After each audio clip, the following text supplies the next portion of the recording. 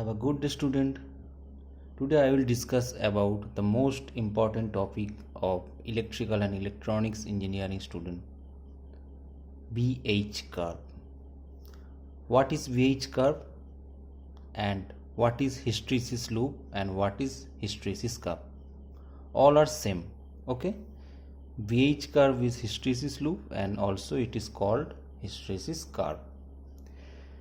এখনও পর্যন্ত আমি যত ভিডিও বানিয়েছি প্রত্যেকটাতেই আমি ইংলিশ ল্যাঙ্গুয়েজ ইউজ করেছি, কিন্তু আমার অনেক স্টুডেন্ট যারা আমার কাছে রিকোয়েস্ট করেছে যে বাংলা ইংরেজি মিশিয়ে ভিডিওটা বানাতে, তাই আমি ভেবে দেখলাম ইংলিশ জাস্ট একটা ল্যাঙ্গুয়েজ, সো ভিডিওটা বোঝা নিয়ে কথা, টপিকটা বোঝা নিয়ে কথা, ল্যাঙ্গুয়েজ ডাজন্ট ম্যাটার।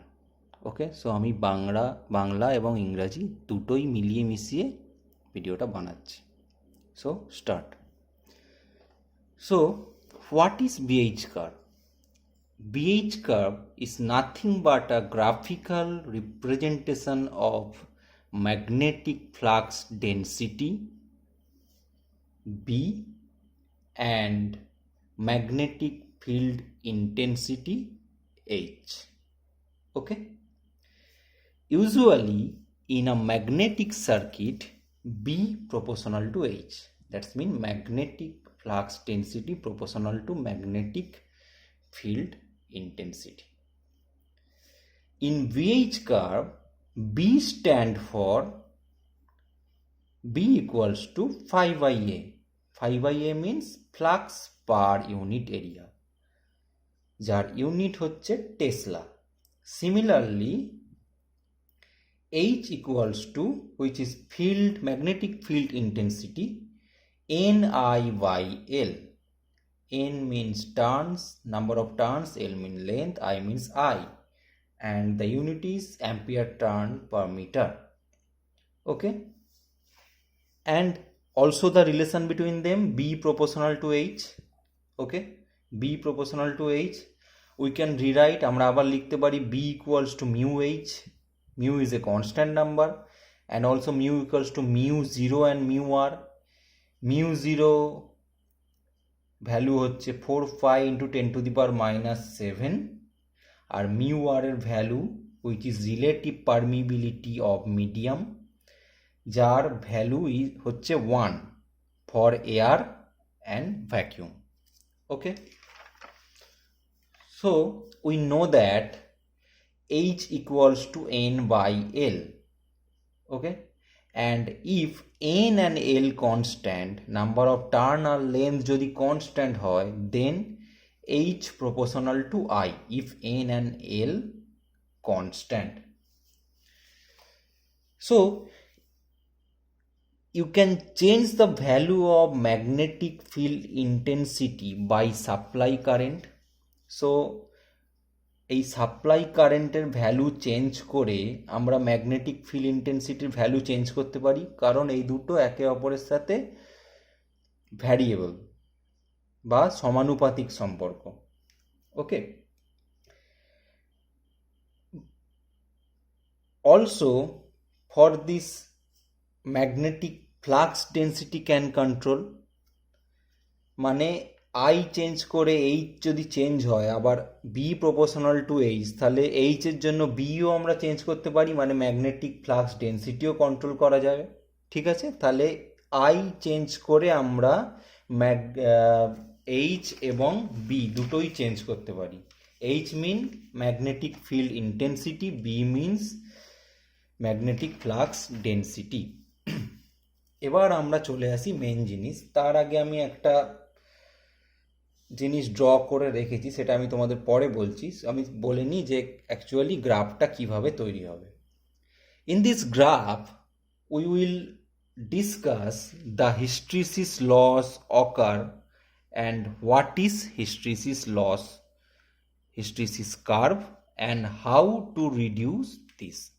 সো এইটা আমাদের ধরে নিতেই হবে যে যদি I চেঞ্জ করি তাহলে H চেঞ্জ হবে, যদি H চেঞ্জ হয় তাহলে Bও চেঞ্জ হবে। ঠিক আছে, এবার এইটাই আসছি। সাপোজ দ্যাট দিস ইজ এ হলো cylindrical having n number of turns এইগুলো টার্নসগুলো আছে, এগুলো এন ধরে নিলাম এন নাম্বার অফ টার্নস, আমরা জানি না সেটা কত number. And will be the length of conductor in meter which is L. L হচ্ছে লেন্থ অফ কন্ডাক্টর, যেটা কিনা মিটারে। ঠিক আছে, এবার একটা সফট আয়রন এখানে রাখা হয়েছে, যেটা আমরা ধরে নিলাম নাম P. This is a soft piece of iron.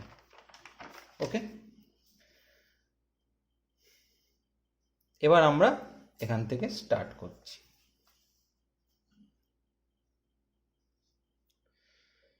আমরা কি করব, প্রথমে কারেন্টের ভ্যালু ইনক্রিজ করব। We will increase the value of current in soft iron piece.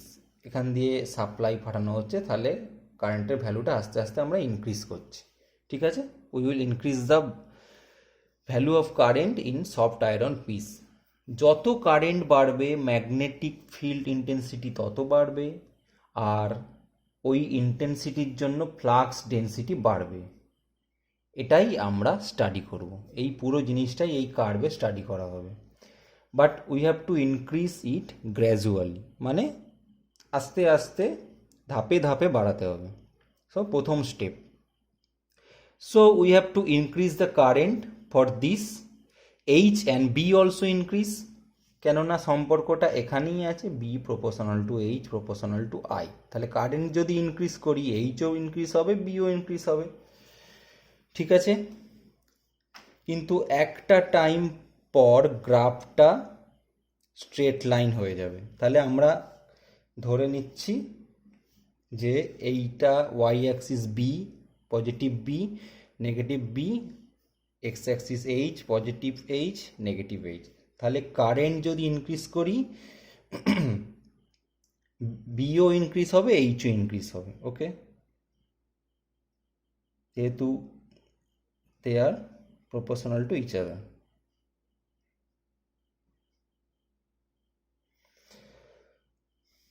কিন্তু একটা টাইম পর গ্রাফটা স্ট্রেট লাইন হয়ে যাবে।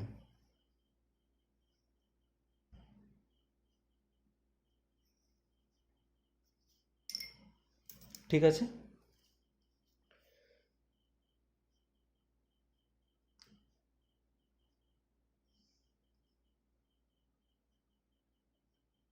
এই রিয়াকশনটা ততক্ষণ কাজ করবে যতক্ষণ না এই কোডটা পুরোপুরি স্যাচুরেশন হয়ে যায়।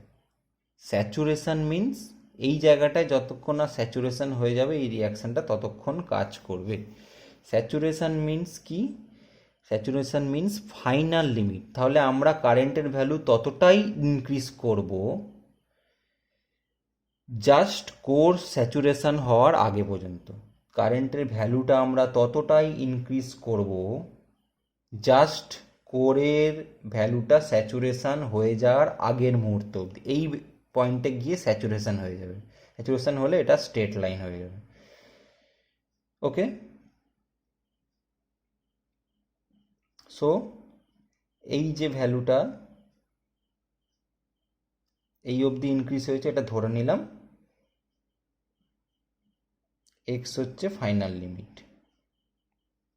ঠিক আছে, এবার স্টেপ 2, এবার কারেন্টকে গ্র্যাজুয়ালি রিডিউস করতে হবে।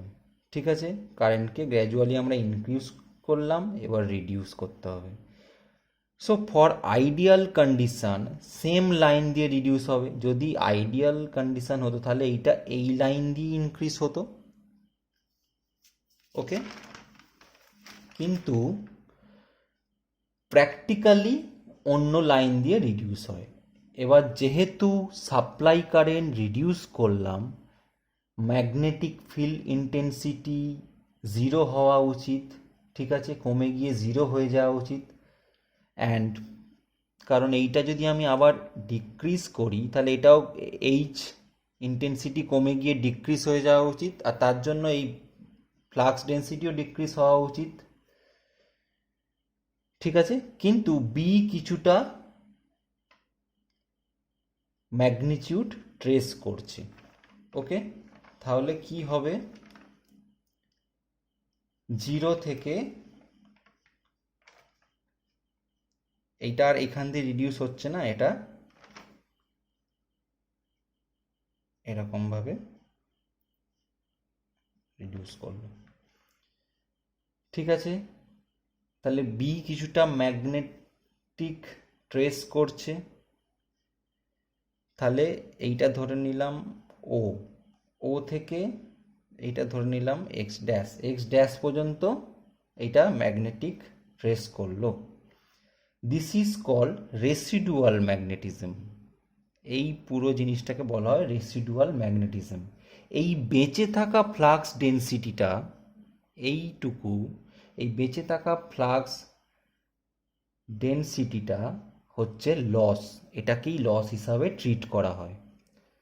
So property of any magnetic material to store the residual magnetism is known as রিটেনটিভিটি।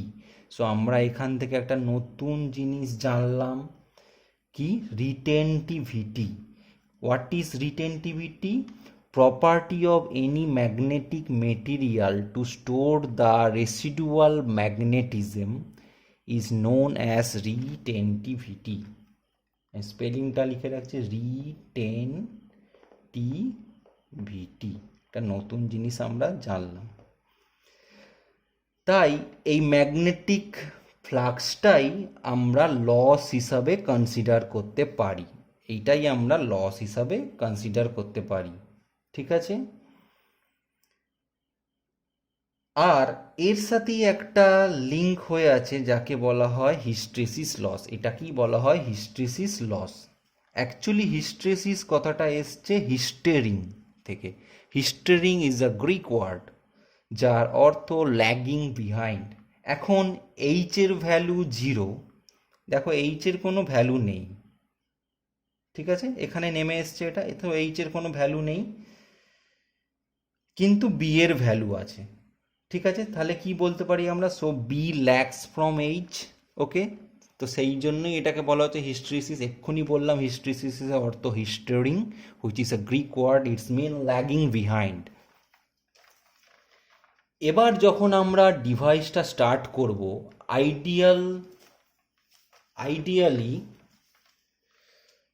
0 থেকে স্টার্ট হওয়া উচিত ছিল, 0 থেকে স্টার্ট হওয়া উচিত ছিল। ওকে, কিন্তু এইখানে এখান থেকে স্টার্ট হবে, তাই তো? আর স্টার্ট হওয়ার কিছুক্ষণ পর স্যাচুরেশন হয়ে যাবে। আর এই ভ্যালু অফ কারেন্টটা, আগে আমি এটা এঁকে নিই।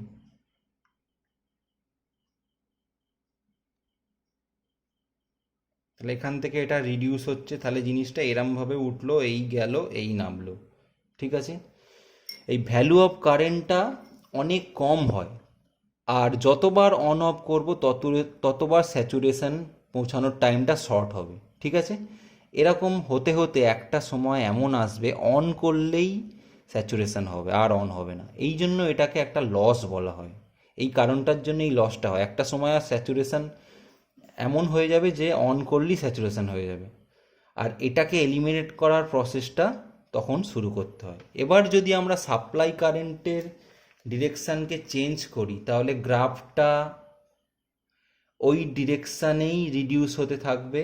সো ফ্রম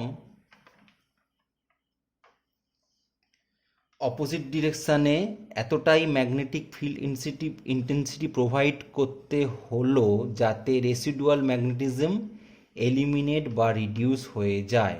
ঠিক আছে, so force required to eliminate or reduce the residual magnetism of the system called coercive force.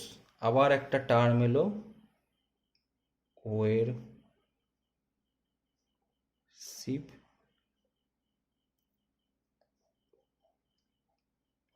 So কোয়েরসিভ force কাকে বলা হবে? Force required to eliminate or reduce the residual magnetism. তাহলে এইখানে যখন চলে এসছে জিনিসটা, তাহলে দেখো আর এই রেসিডুয়াল ম্যাগনেটিজমের ভ্যালুটা নেই এই ওয়াই অ্যাক্সিসে, যেটা বি অ্যাক্সিস ধরা হয়েছে। তাহলে এইটা এখন এখানে চলে এসছে, তাহলে এইটাকে আমরা রেসিডুয়াল ম্যাগনেটিজমের ভ্যালুটাকে রিডিউস করলাম, আর এই জিনিসটা কি বলা হয়? কোয়েরসিভ ফোর্স। ওকে, এবার এইচকে ফাইনালি পিক ভ্যালুতে নিয়ে যেতে হবে নেগেটিভ ডিরেকশানে, স্যাচুরেশন রিজিয়ন পর্যন্ত। তাহলে আমরা এবার এটাকে নিয়ে যাচ্ছি।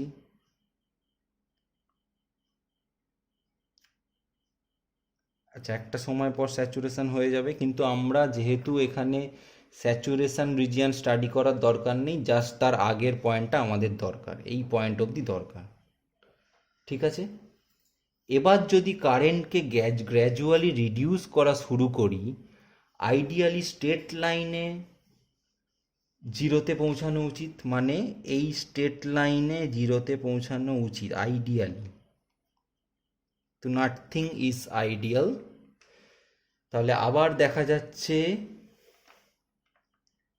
এই রকম ভাবে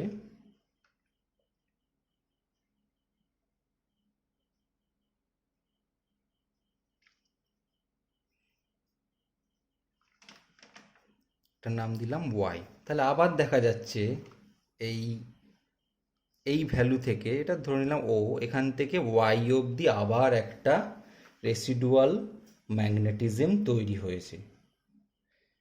তাহলে আবার ম্যাগনেটাইজেশন ফোর্স লাগাতে হবে ফরওয়ার্ড ডিরেকশানে। এই গ্রাফটা এরকমভাবেই চলতে থাকবে।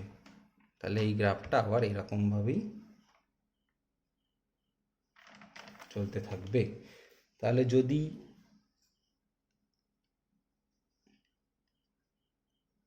তাহলে যদি আমরা প্রথমেই হিস্ট্রিসিসটা রিডিউস না করি, গ্রাফের থিকনেসটা আরও বাড়বে।